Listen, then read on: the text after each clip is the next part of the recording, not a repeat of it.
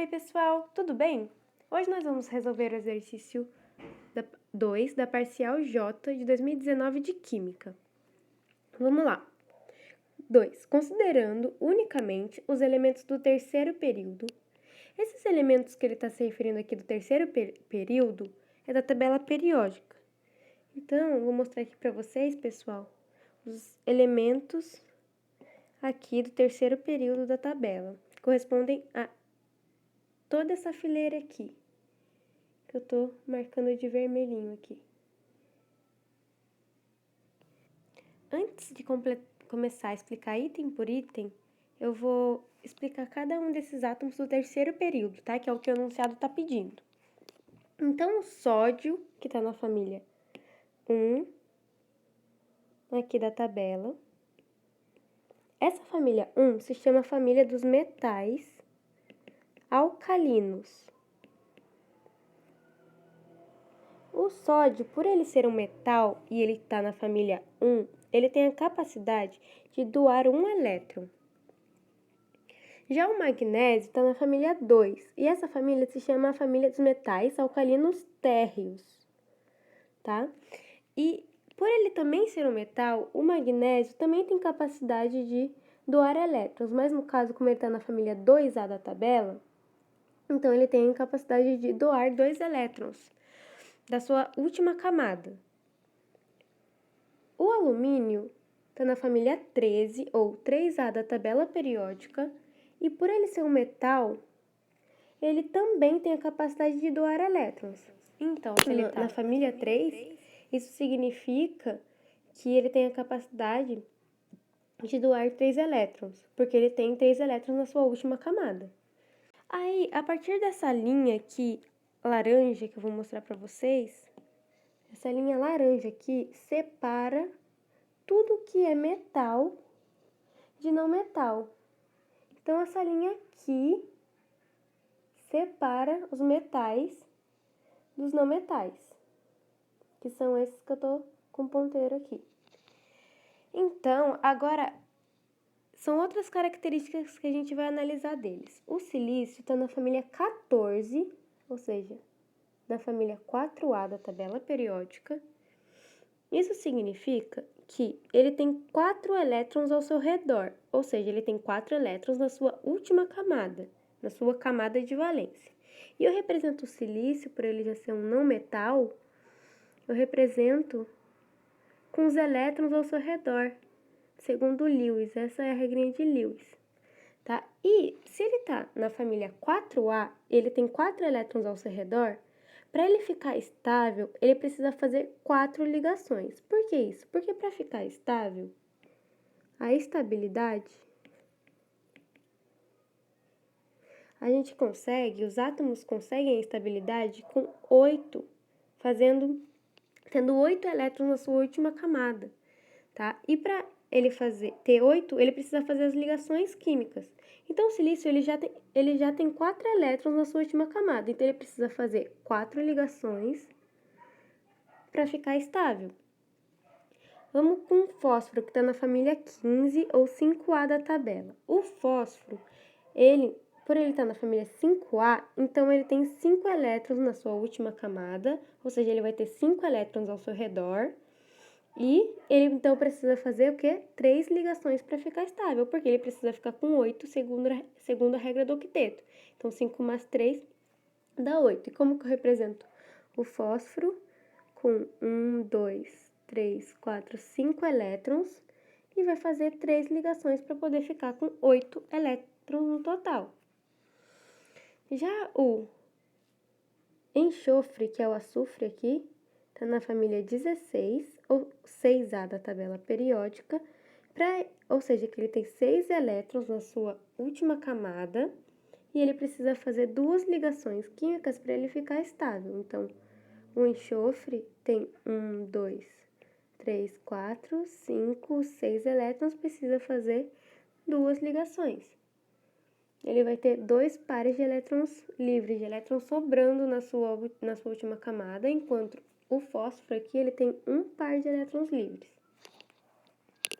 Isso é importante porque isso caracteriza também a polaridade das moléculas. Se eles têm elétrons livres, eles são polares.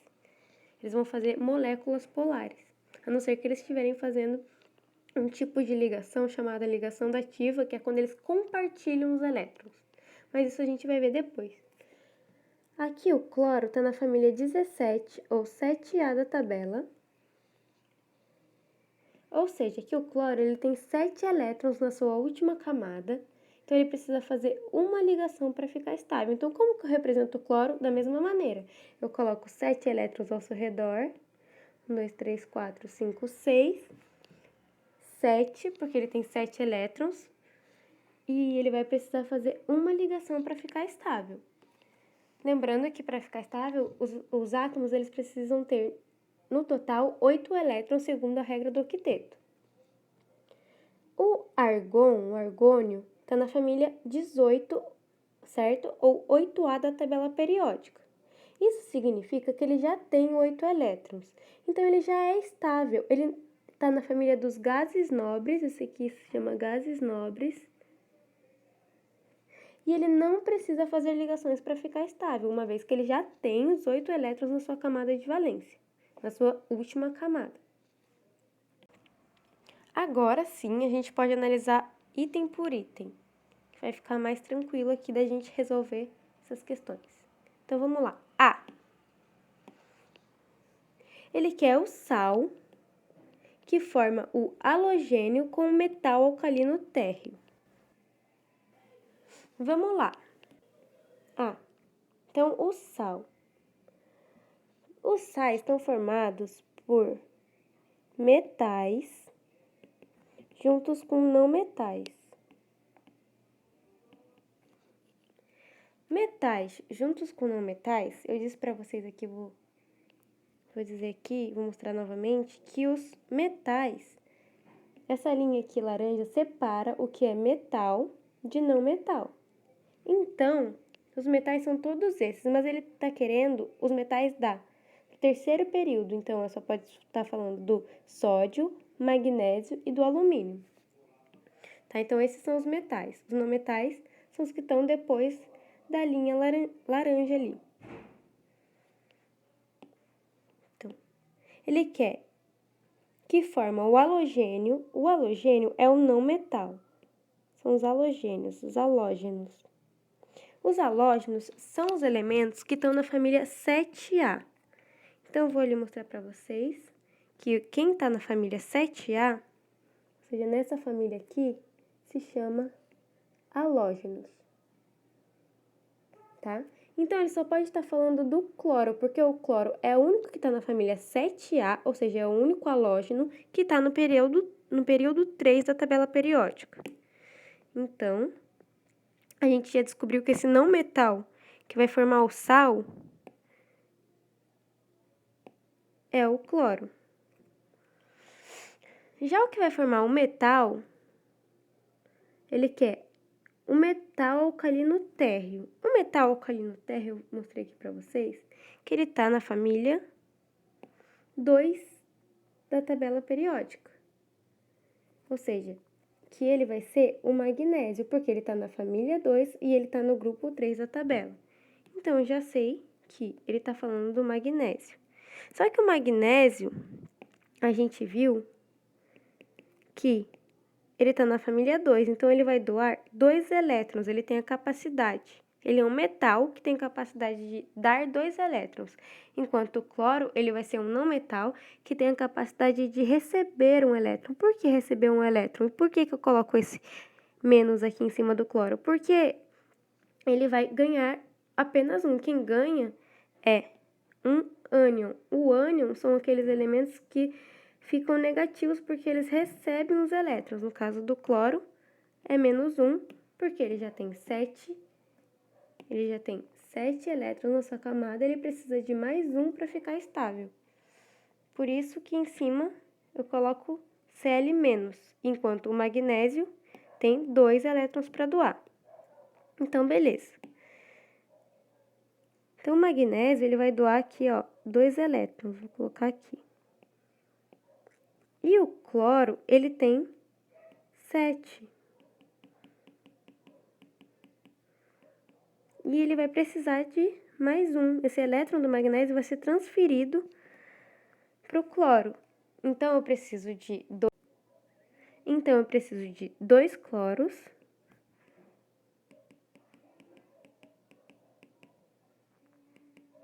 para cada magnésio, uma vez que o magnésio vai doar 2 elétrons e o cloro, cada um recebe um.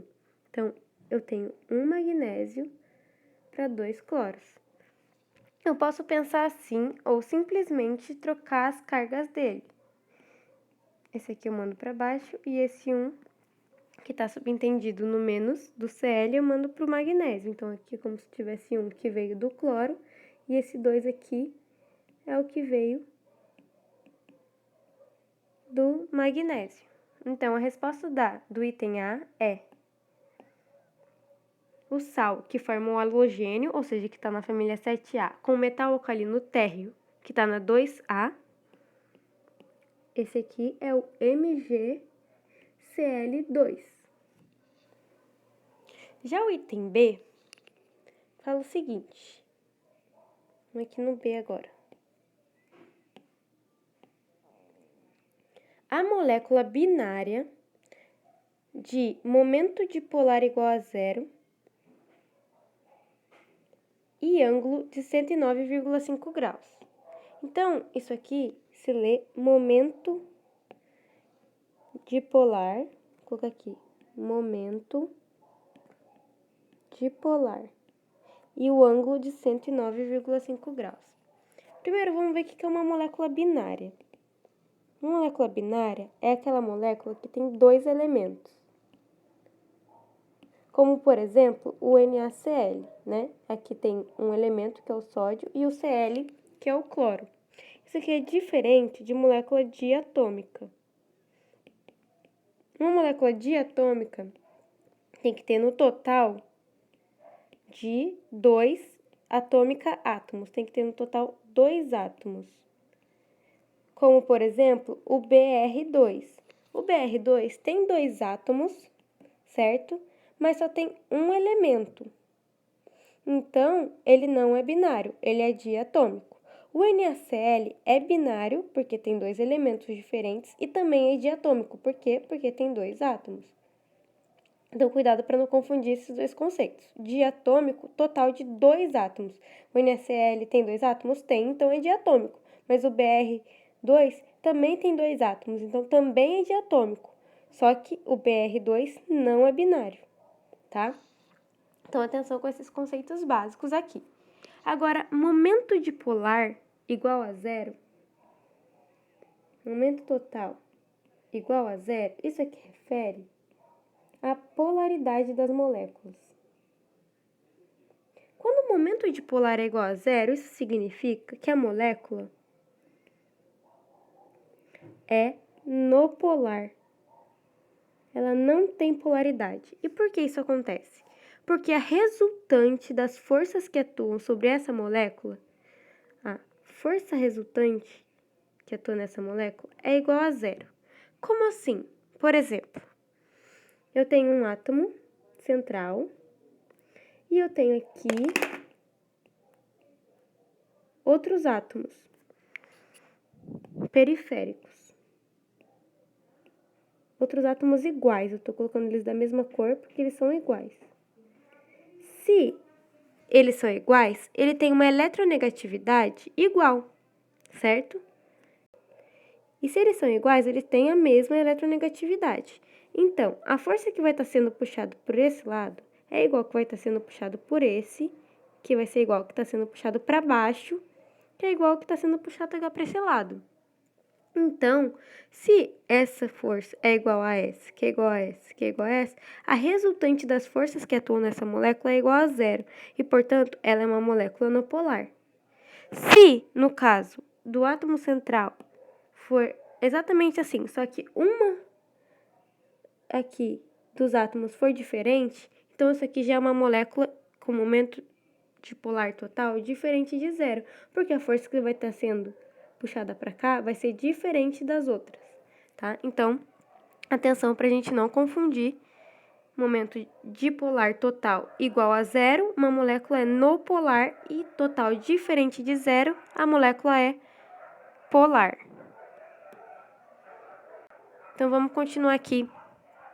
O ângulo de 109,5 graus caracteriza as moléculas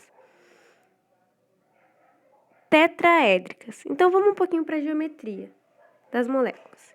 A molécula tetraédrica, ela tem um átomo central e ela tem 4 elétrons disponíveis para ela estar fazendo 4 ligações com outros átomos. Então, um átomo central e 4 elétrons disponíveis para estar fazendo com mais 4 outros átomos iguais ou diferentes junto a ela. Então, isso é uma molécula tetraédrica. Vou mostrar aqui de uma outra maneira. Ó, tetraédrica tem pares de elétrons, 4 elétrons que rodeiam o átomo central. E o número de enlaces que ela vai fazer, o número de ligações que ela vai fazer, vai estar sendo 4 também. Então, uma molécula tetraédrica é isso. Se a gente voltar aqui na tabela periódica e a gente analisar quem é que faz 4 ligações e quem é que tem 4 elétrons ao seu redor, a gente vê que esse átomo é o silício. Então, o silício vai ser esse átomo central que o item B está se referindo. Então, eu vou colocar aqui. Silício